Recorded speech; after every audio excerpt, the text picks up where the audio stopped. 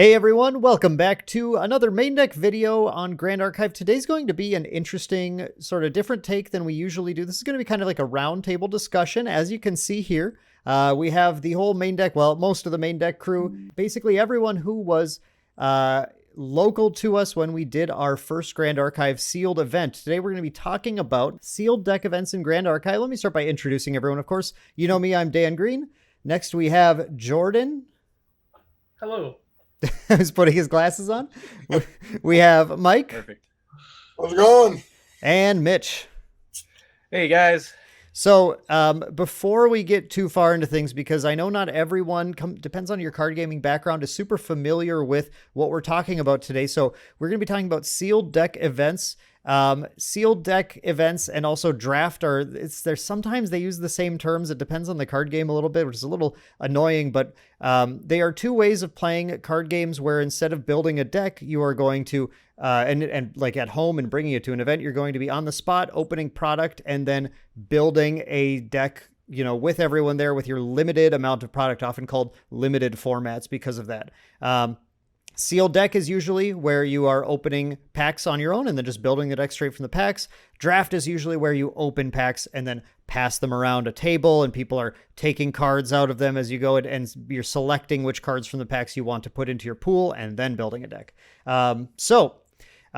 Grand Archive has offered both sealed and draft format. I don't think any of us have any of you guys done draft at all yet? I have not, no. Okay. Nope, but I have plans to with a group of friends. We just need to get together at some point because half of them are in Fargo and the other half are here. Oh, okay. Gotcha.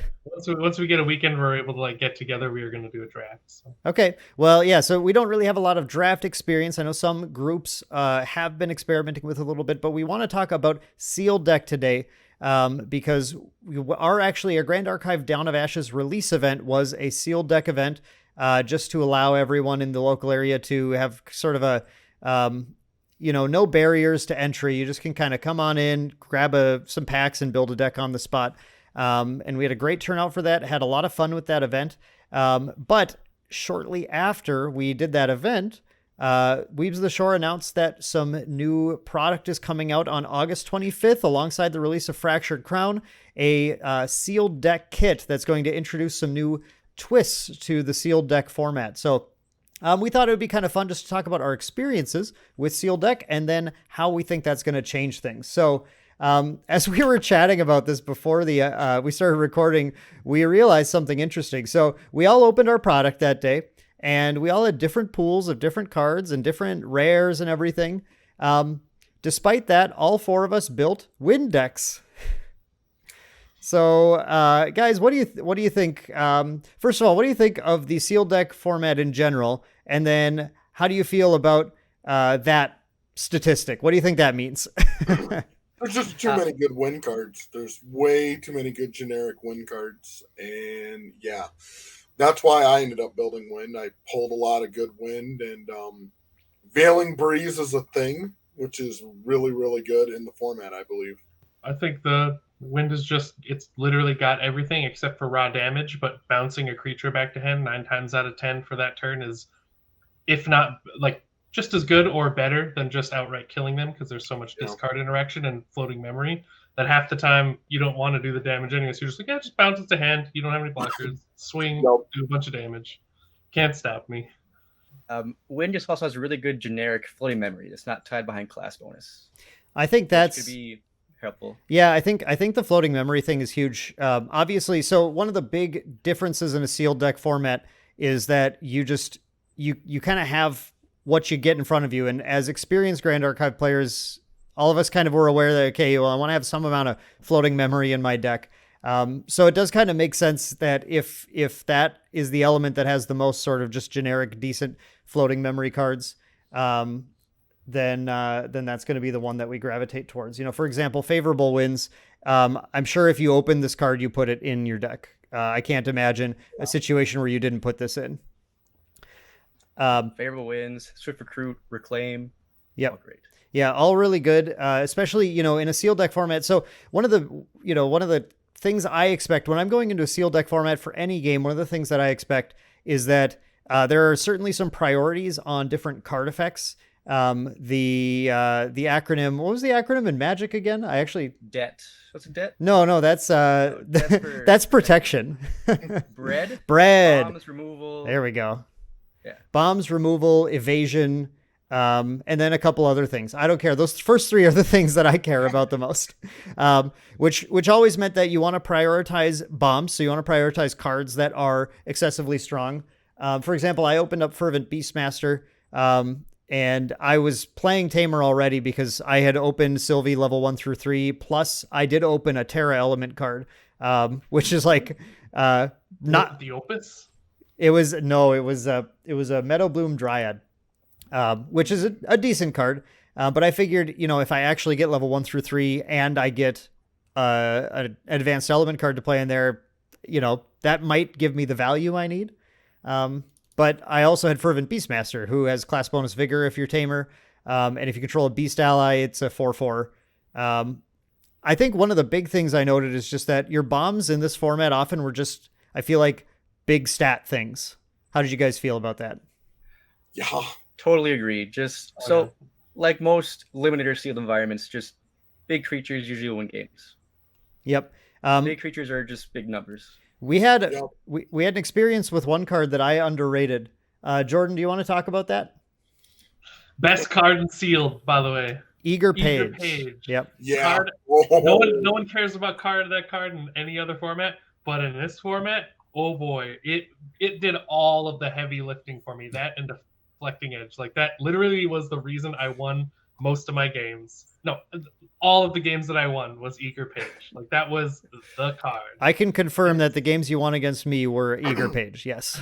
Yeah, I won a few games with Eager Page. It's just, because you're not doing much materializing. And like after you level up like once, maybe twice, like it's like I'll just not materialize anymore and just Eager Page and kill you unless you kill it like the first turn. That's an interesting thing to bring up. So like I said, I went Tamer because I had that level 3 in an advanced element card, but I found it extremely difficult to ever level to 3.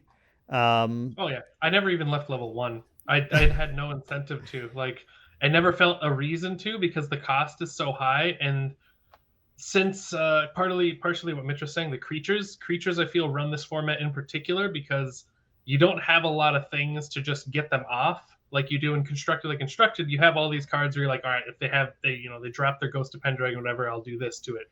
In this format, you just have to take what you get, and the chances you'll get good removal, let alone a bunch of removal to get it when you need it, is super slim. So the Eager Page just like sits there, and you're like, well, same with your material cards, you just get a smattering of random stuff, and since you don't have a lot of cohesion, like outside of the random sword or whatever, which I didn't get any, I got one blade and I used it just to use Deflecting Blade with, which is why Lorraine was my level 1, because I was like, I'll just get this out for free, and then Deflecting Blade stuff. That's if you even pull a level 3. I mean, what are the chances of you getting your level 1, the level 2, and level 3? A lot of time you were using your Lineage Break champions. And all honesty, in my opinion, I think going to level 3 is just a huge trap in sealed, just because since your pull pool is so, unless you get really lucky, like level 3s are strong, but they require their support kits to like go off.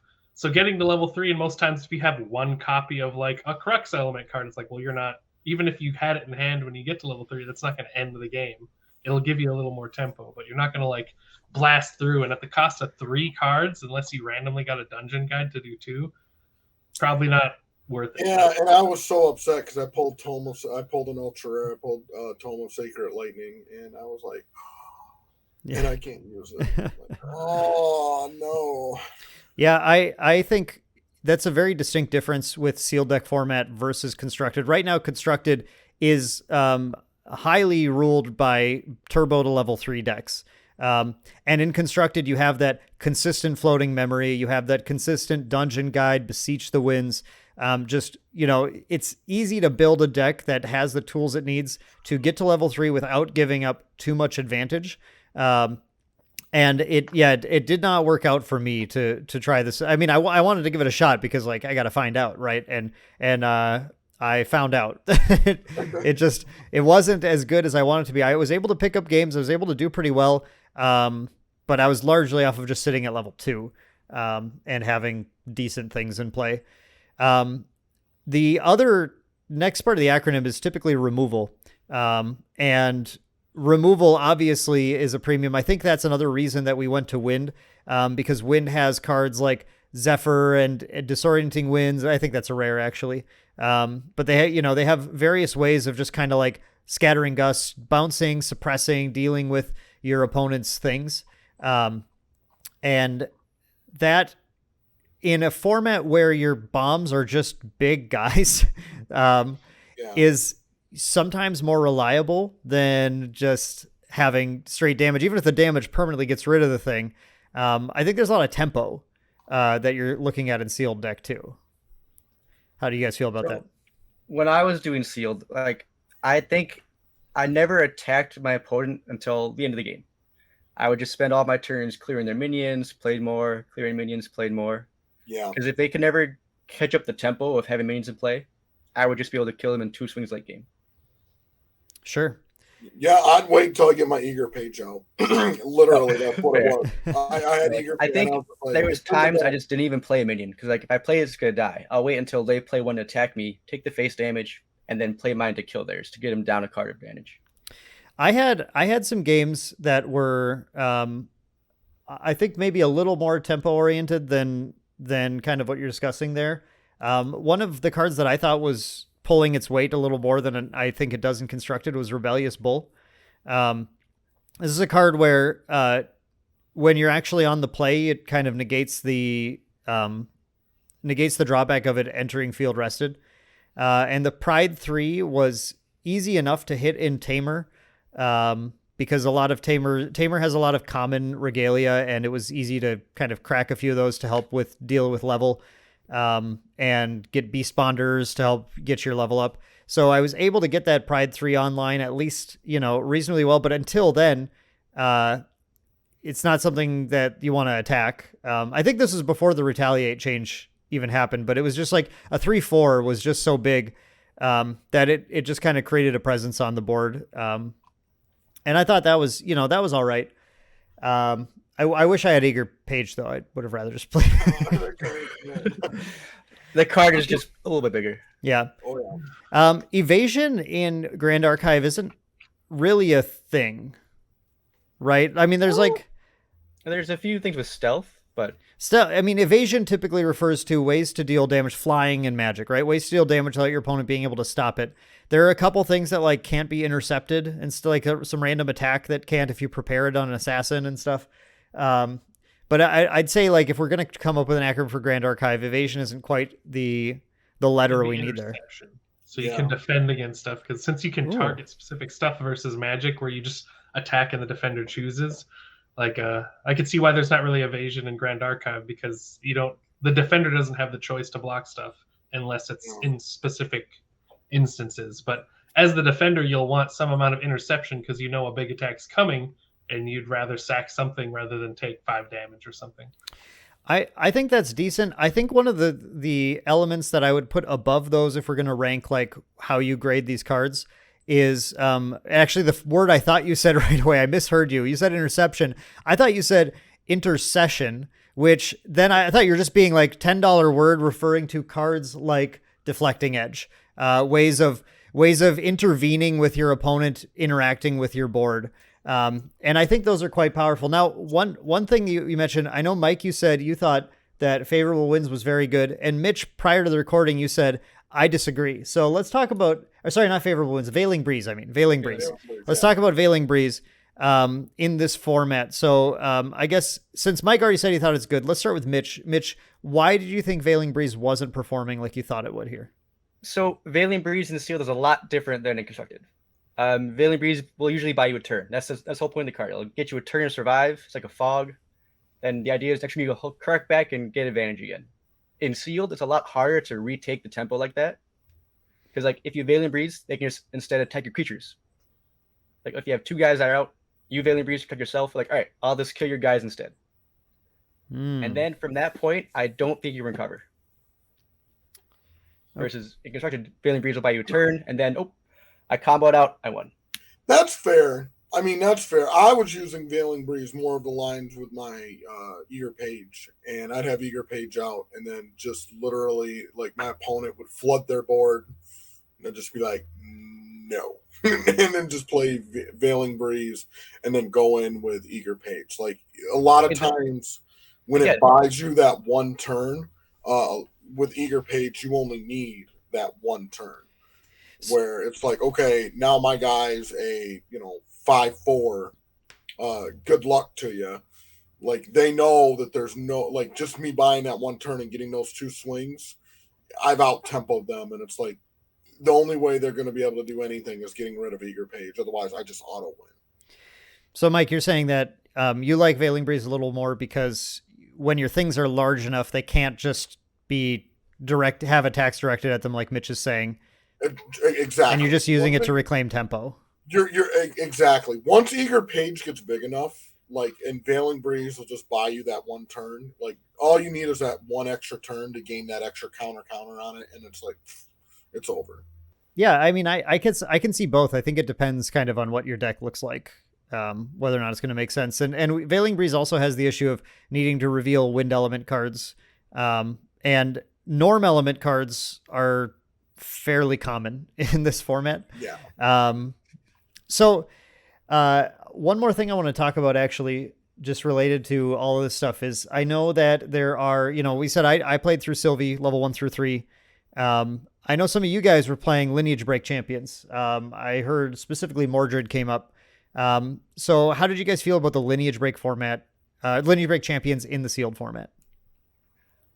So I think in the sealed format, the Lineage Break Champions performed better than other level 2s would have. Reason why is because, like, in Constructed, they're amped up a bit in power to make up for the fact you don't have a level 3.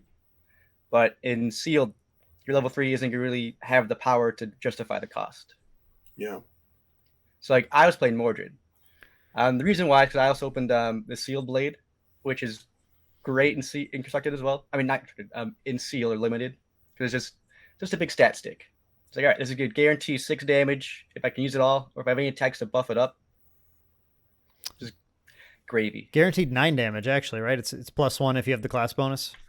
Oh, yeah, sorry. It's 3 durability. Yeah, which, like, 9 damage on one card is an awful lot in the format. One thing I found is I was always kind of just missing the damage required by 1 or something to deal with those Eager Pages. I know I got Deflecting Edged at least once trying to take them out. Very frustrating. So yeah, just like prioritizing these larger damage sources seems totally viable too. Also, a card that lifted its weight was Inspiring Call and Banner Knight. Any cards that can help, like, just make your little guys on the board hit for harder. Yeah. Helps clear out boards. I was playing a couple copies of Inspiring Call, and yeah, it definitely was doing work that day. So our format specifically, and this is going to be a major change where we're going to transfer to talk about the upcoming product here in a minute, but our format, because we didn't really have any other guidelines, we just said it was 12-pack sealed, which is a fairly expensive format to enter to. It's like $50 entry fee to join that. You open up, box, basically. Yeah, it's half a box sealed. And we opened those 12 packs, and I don't know how you guys felt, but what I noticed going through those was, first of all, it felt kind of weird because I would open up all 12 packs, and then I don't know what the right amount is, maybe 3/5 of the cards or something, I had to just chuck to the side because I had to pick one element, and then the other ones just, okay, this isn't relevant. There's a case for that, is why I think Fire could be good in Seal as well, because you can play the non-Fire cards with full memory on them just to toss them to your discard effects. Oh, it depends if you have enough discard effects. Yeah. Right. That's I have those, but yeah. That's an interesting idea. All of us obviously looked at our pools and decided wind was where to go. However, I don't think that necessarily means that, like, in that version of sealed, maybe that just makes sense. But the other quirks with that version, we had the 12 packs, which meant we had a lot of material deck cards. My material deck was like just chunky. And most of them didn't do anything, but I even, like, naively, I was like, I'm gonna sleeve them up. You never know what I'll use. And then, like, a whole time, like, halfway through, I was like, I materialized Lorraine, a free sword, and then my Grand Crusader ring, and then Ooh, I don't do anything with the rest of the Oh, set. you pulled Grand Crusader ring. lucky Yeah, guy. I was lucky enough to get a free draw every Right, turn. okay. No wonder you won. No, Mitch won. Oh. I tied for second. Ah, okay. We ran out of Fair time enough. on our match. Mitch just won because he's good. Then that's fair. You got second because you're lucky. God, Mitch. It felt a little unusual to me though to like toss the stuff aside, and then you had this material deck, and a lot of it just like kind of useless stuff because by the rules of Sealed, you could have any size of material deck. You just still could only have one copy of each one. But yeah, I mean, it didn't end up using a ton of it. And then, like we were saying, you opened some random levels and just kind of had to pick. If you wanted to try going a level 3, if you got a bunch of arcane stuff and you didn't get Rye level 2, then you just couldn't use that stuff. Feel bad. Yeah. Who needs rares? Overrated. Yeah. Yeah, all but like 3 of my rares and ultra rares were advanced element cards I couldn't use. Yep. I only got one stack that went to level 3, which was Sylvie, and all of the advanced element cards I got were not Terra, so I couldn't even use them if I wanted to.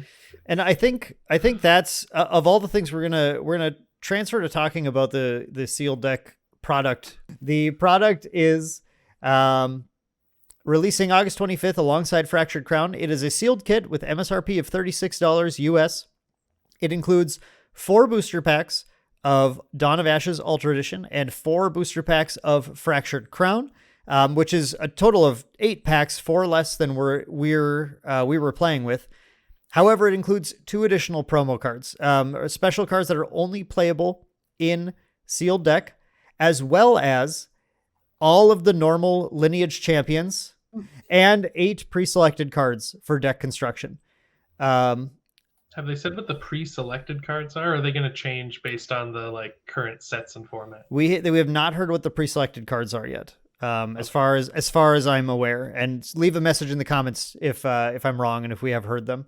But the 2 special new cards that are for sealed deck only are the Prismatic Spirit, which is a new level 0 spirit that has on enter, draw 6 cards, and then choose 2 basic elements, and it gains each of the chosen elements as an inherited effect. So it allows you to play with wind and fire, fire and water, or water and wind, instead of just one of them. If you choose to. You could still play with a basic element if you wanted to. If in your 8 packs, you're like, yep, mono wind. This is the strategy. Then you can do that.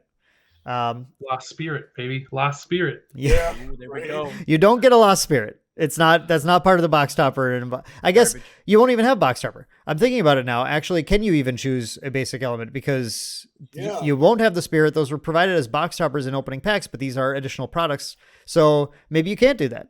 They're not in packs at all. So I think you are required to play with Prismatic Spirit in that case. Oh. Or maybe the pre-selected cards are the spirits, but there's 4 new ones coming out that they haven't revealed yet, so they don't want to say what they are yet. Maybe, but I'm going to guess not. And it says choose up to 2 basic elements, right? Yeah, you can. It's just you still have the 6 card limit, so you might as well pick 2 of them. Well, yeah. You don't gain anything for only picking 1. Is normal considered a basic element? Can you just say, okay, I'm going to choose normal? But why would you do that? Normal is the lack of element. But even if you could, why would you do that? Because I thought there were cards that came out in Fractured Crown that actually benefit using just normal. There's cards. We've seen 1 card so far, Dawn of Ashes, which penalizes basic element cards. It makes their cost higher. Oh, okay. And the reason why he's saying why would you do that, Mike, is because you already have normal active by default. There's no reason to not activate the 2 others. Yeah, it's Well, sure there is for flex. well, okay, fair enough. Just to flex on the opponent. Mike's just trying to flex. Flex on him. I'm going normal. Flex on him. Well, here's the other thing you can do, Mike. You can also, play your spirit and declare 0. if you'd like, Mike, you can also flex by not playing this card, but I think most people will. Gate of Alterity is the next card. This is going to go in your material deck. It costs 1 memory, and it has rest this, put Gate of Alterity on the bottom of your champion's lineage, and choose a class. Gate of Alterity gains inherited effect. This object is the chosen class in addition to its other classes. So effectively, when you're playing sealed deck in this new product, you are using both 2 elements and 2 classes. You get 2 class bonuses as well. So, how do we feel about this? What's this going to be like? I think it's going to open up. Definitely, it's going to open up the sealed format. 100%. Being able to do multicolors, and I'm excited to see the interactions. Honestly, like I've already been looking at the card pool and seeing like, oh, what kind of cool stuff can I do with fire water and fire wind and water wind. I hope eventually, crossing fingers, that they bring this into the main game. They may need to penalize it a little bit more. Maybe like you can't use an advanced element, or you draw 4 or draw 5. But I'm really excited to see the interactions between the cards. I think it's possible to get an effect like this in the main game at some point, but yeah, the cost has to be there. These obviously right now, for these current costs and benefits, there is no way they could put these into. There's no chance. Don't be out there watching the video thinking, yeah, maybe they'll allow these in the main game. It would break everything if they allowed either of these cards. But no, there's got to be a different cost. There's got to be a higher cost or something. Right. So we're already going to have that with the new Merlin because she's classified as a mage and warrior. Yep. But that requires you to get to level 3 in order to get there, which is... No, I think for sealed, these are going to be like at least the class be required because again, we're still getting cleric, we're still getting guardian, and ranger was the last one. Yes. Yeah. So having to support 7 different classes in the game in a sealed environment would be kind of hard instead of having to work 2 out of 7 instead of 1 out of 7. Yeah, that's a good point. I think this is a really nice future-proofing thing to have available so that I mean, like right now we're very used to this like 4-class format. We don't know so Fractured Crown is not supposed to bring those 3 new classes as champions yet. That's not going to happen. However, there are going to be class bonuses that can apply to them still. And we've already seen Fractured Crown is already stretching to employ more cards that have Cleric, Guardian, Ranger written on them than we've seen in Dawn of Ashes, even from the small amount of previews that we've seen. So it's likely that I think that you'd maybe have a chance where you'd want to pick Cleric as one of your 2 classes or something in this sealed format specifically. But once we go on to set 3, that's when we expect to start to see, it's nothing confirmed, but we expect to start to see Cleric, Ranger, and or Guardian in that set, in addition to support for the older, the set 1 classes, possibly in like dual element or dual class things again, like Cleric Mage cards and everything. One thing I think this is going to do in this sealed format is, like we were talking about earlier, increase your access to floating memory. If you have the right floating memory cards, now you no longer have the issue. If you open a bunch of arcane rares, go mage.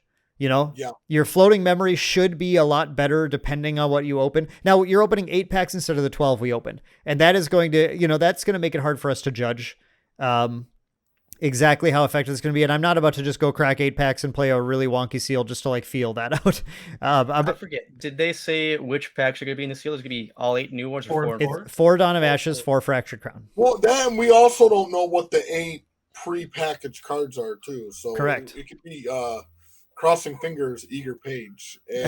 I don't know about that actually. No. Herald of the format. No. Like, I don't think that would be good either, because then I feel its power would still be very high given the variance of the cards, and everyone would just be like, forward your page. That's what's winning me the game. Yep. Though the addition of cards like the addition of cards like Gate of Alterity do give you more things that you want to do during your materialize step, which does decrease the early game power of Eager Page. And if decks are starting to reach into level 3, I mean, again, that's another thing to decrease the power of Eager Page. You're actually making a choice now. Run Eager Page or go to level 3. And that all that stuff will start to sort of reduce, I think, its dominance in the format. In the format we played, it was Eager Page format. Like there's nothing else that you wanted to be playing. I'll disagree with you on this point. Okay. Only because there were more than one game in the sealed where I literally just didn't go above level 0 because Eager Page's value was so high. Because even if they were going to go up to level 1 or 2, that's going to set them back a lot more than it would in constructed. Even with floating memory, they don't have consistent ways of like putting it there, and Eager Page will bulldoze them.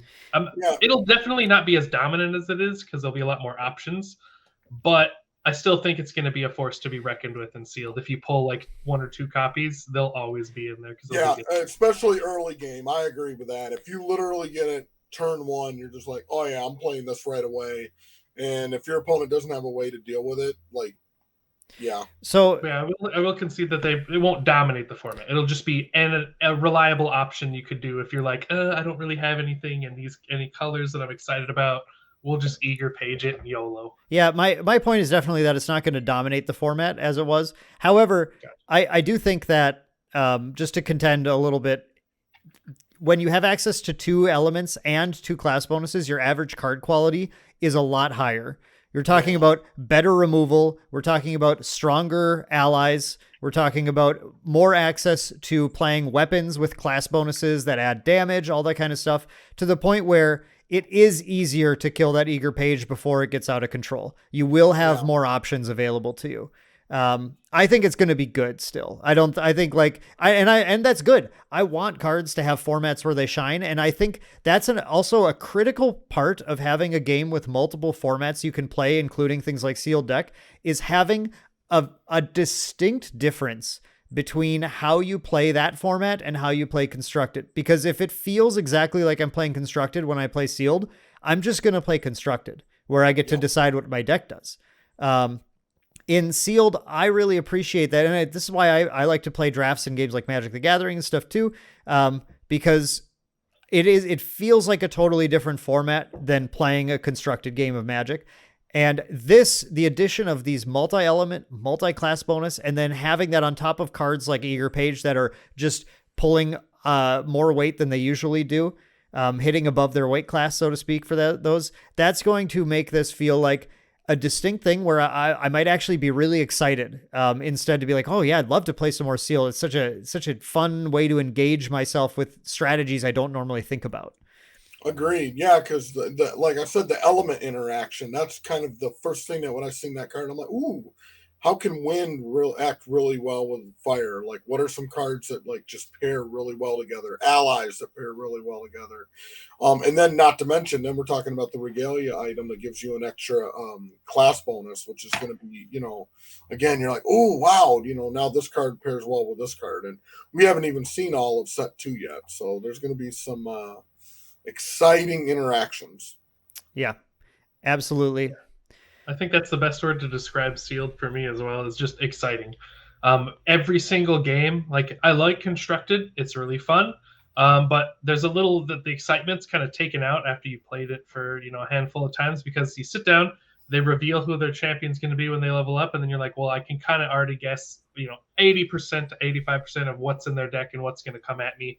You plan, and that planning is fun. But I really like stuff like sealed and draft, because every time you sit down with someone, you have no idea what's coming. They'll play a card, you're just like, oh no, I wasn't expecting that. How am I going to deal with this random thing? Oh no. And it has like every game feels so much more refreshing because it's, different. And it's a fun puzzle to try to be like, this is what I have to make.